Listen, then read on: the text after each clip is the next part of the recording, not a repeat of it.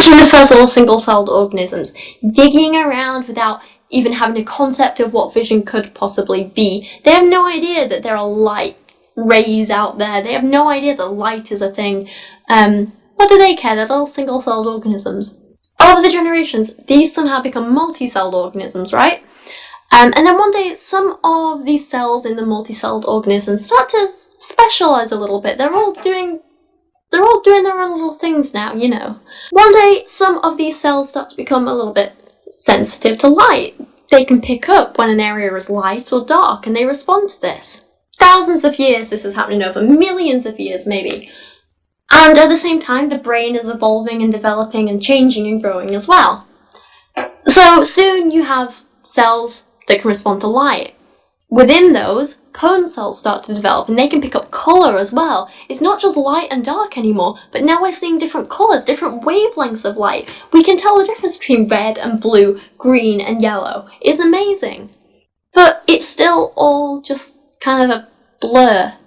And then one day, some of those cells start to specialise a little bit more, and we get a lens, and suddenly everything's in focus. We can see textures and patterns now. We can make out shapes. We know that that yellow light over there is actually a lion who is chasing us, and we should probably run. And then after a while, we start getting little muscles in the eye as well. So now we're not just focusing on one thing anymore, but we can change our focus. We can see far away, we can see close up. Point is, the eye might seem really complicated. The eye might seem like it could never possibly evolve. But when you break it down, when you understand that we didn't always need an eye that functions as it functions today, sometimes in the past we just needed to see light versus dark. When you break it down, it is perfectly possible that an eye evolved. It is perfectly possible that everything evolved. And irreducible complexity is a pile of poop.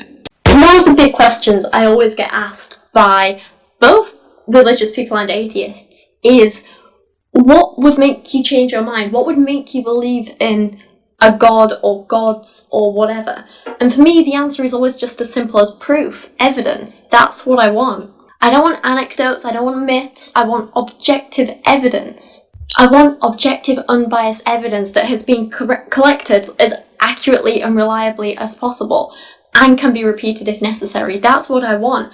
I want evidence and reports that can pass peer review and scrutiny from completely unbiased people who are well respected in their, fields and stuff. And I want this evidence to have the only logical conclusion be that a god or gods exist. For me, I take getting proof for God in the same way that I get, my proof of gravity or praying mantises, right? I've never technically seen gravity. I've never technically seen a praying mantis, but I know they both exist because there's a hell of a lot of reliable, objective evidence out there collected by completely unbiased people who can prove that gravity has this effect and that I've seen a praying mantis and it does this. And to finish this with this last point, I'm sorry, but anecdotal evidence is, for me, some of the weakest proof that there is a God.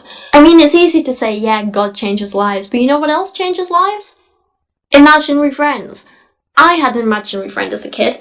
She was a little robot called Little Robot, and she was amazing, and she changed my life. But that also doesn't mean she existed anywhere outside of my head. Sadly. And if belief and influence on behaviour is enough to make something real, then why aren't all gods real? Because he gives a story of how he got over drug addiction by believing in God, and I'm like, good on him. That is an amazing thing to do, right? Brilliant.